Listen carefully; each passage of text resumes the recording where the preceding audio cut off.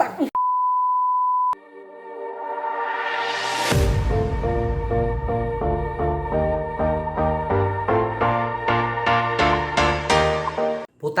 nagko-cover ako. Bakit kasi yung mga singer, ayaw tayo pakantahin. Ang tataas sa mga boses. Bakit? Ang galing kasi talaga eh. Yung kaya nilang kantahin yung kanta, kahit anong kanta, ng matino, malinis, walang sabit, walang labis, walang kulang. Lahat kompleto pero pag tayo ang sagwa. Awi, ikaw nga. Awi. Katulad ng mga idol natin, sila Michael Pangilinan, sino pa ba sa OPM? Si Bugoy Drilon, yung tatlo, si Daryl Ong. Kapag kumulot sila, talagang maganda, malupit. Ikaw nga. Awi. Kaya parang ang sarap din kumanta sa CR no? Kasi parang gumaganda yung boses natin. Try nga natin. Magkagibang mundo, ikaw nga. Ganun din pala, na. Anyway guys, andito tayo ngayon sa bahay. Wala tayong pasok, wala tayong ginagawa. So vlog muna tayo guys. So thank you nga pala sa nanood or sumuporta sa last video ko na celebration ng New Year and birthday ng aking lola. Thank you sa mga views. Don't forget to like, share, and subscribe na rin sa channel mga pare. Alam mo, hindi ko pa rin alam kung ano itatawag ko sa inyo eh. Kasi napag-usapan din namin yan ng mga friends ko kung ano ba yung pwede kong itawag sa mga viewers. Kasi syempre, hindi lang naman dapat mga guys, mga friends. Dapat meron din tayong originality. Spell originality. Di bala na lang, wag na lang pala. So, comment na lang kayo guys kung ano yung magandang itawag ko sa mga viewers. At kayo din yon, ano yung pwede. Well, may mga nag-suggest na mga close friends ko. Gusto nila ganito. Hello sa inyo mga kababa! DJ Mango in the house! Let's go! Aray, sakit. Tapos yung outro ko, like and share and subscribe mga kababa. Bye!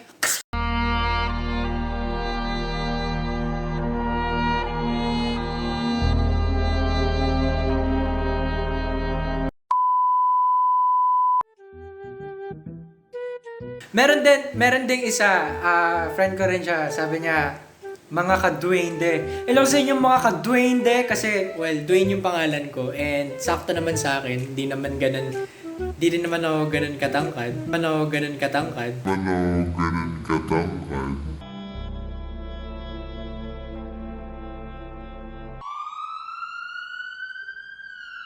Tapos may isa pa ako naisip kasi pag nagpo-post ako sa Facebook, may mga comments lagi na, Ninong, baka meron naman tayo dyan. Ninong, ano na, ganyan. So, kasi yung pormahan ko minsan, mga takin, ganon, mga very tito, very otit, very Manila tito. Ay, mali, Titos of Manila, ganon. Hello sa inyo mga inaanak. Ninong Dwayne narito na, mano. Ninong corny, gago cringe. Ayun, so guys, no, yun yung mga suggestions so far na alam ko. Thank you sa mga nag-suggest. Then, comment kayo kung ano yung pwede nating maging tawag natin sa isa't isa. So, ngayon po, mag-isa lang ako sa bahay. So, pag mag-isa ako sa bahay, ganito mga ginagawa ko. Naggigitara, nagkakalat, bubuksan ng rep at isasara ulit, naghuhugas, mamaya ka na. Tapos kanina pala nag-basketball ako, so, ayun o.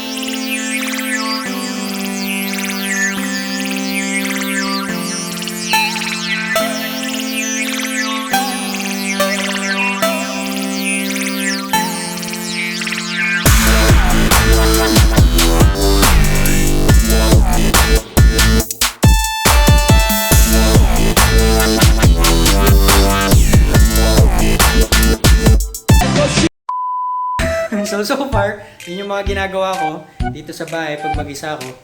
Anong oras na ba? Oras na. 12:15. So, magpiprepare na tayo ng lunch.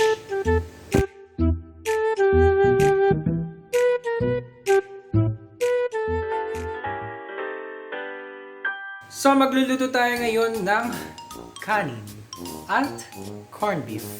Kinakailangan natin ang mga sumusunod. Narito ang mga sangkap. Kinakailangan natin ng corned beef, isang pirasong sibuyas, mantika, bowl, at para mas masarap ang lahat, lagyan natin ng oyster sauce, toyo, ketchup, suka, patis, napakaraming sangkap para sa corned beef. Ilalagay natin ang corned beef dito. Ilagay lahat ng mabuti. Tignan kung may natira. Wala na. Ayan na. Ilagay sa microwave. At iligpit ang mga sangkap. At habang niluluto ang corned beef, maghanap tayo ng kanin mula sa ref. Bubuksan natin ang ref. Titingnan natin kung may natirang kanin at kung meron, kunin mo ito. Isara muli ang ref at ilagay din sa microwave. At tapos na tayo magluto, ipakita na natin ang ating mga nagawang putahe.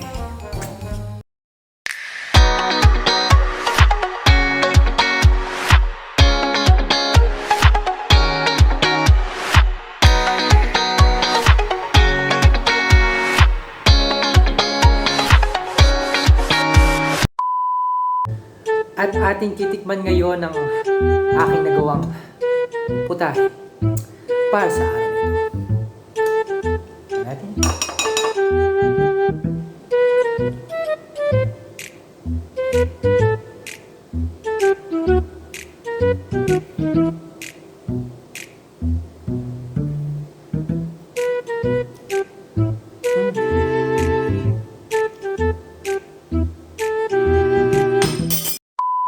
Anyway, thank you for watching everyone.